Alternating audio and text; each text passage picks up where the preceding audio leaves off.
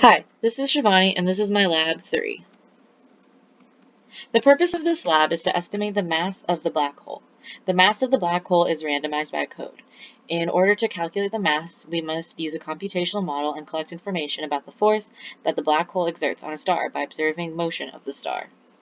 Also, you must analyze the star's motion to find the net force on the star by the black hole. Background. This is just some background information that is relevant to the experiment. The gravitational force formula is going to be critical in solving for the mass of the black hole, and then Newton's second law and momentum principle are important because they are needed to calculate net force throughout the code.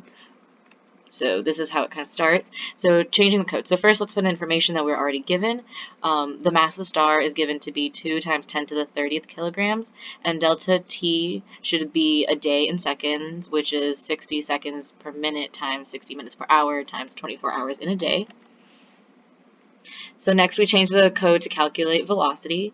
The purpose of this loop in the code is to calculate velocity using data that is being stored.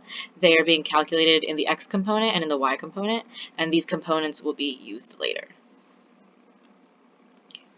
The purpose of this loop is to calculate net force from the motion data that was stored.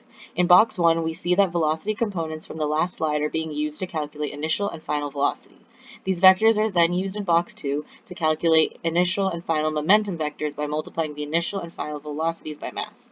In the third box, the change in velocity and the change in momentum are calculated and then used in box 4 to calculate dp dt, which is change in velocity and change in momentum.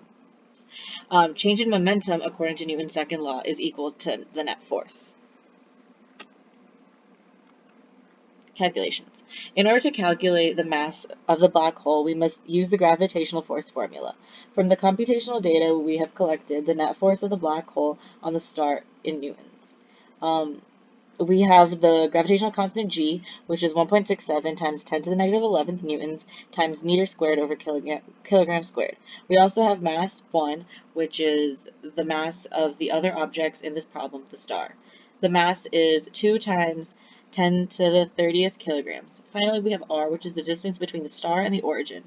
We then must solve for the mass of the black hole. This formula can be rearranged and then used to solve for mass. In the code, black hole mass on line 206 represents the rearranged formula from the slide before. The next line, 207, prints out the mass of the black hole. This is the force and mass printed out.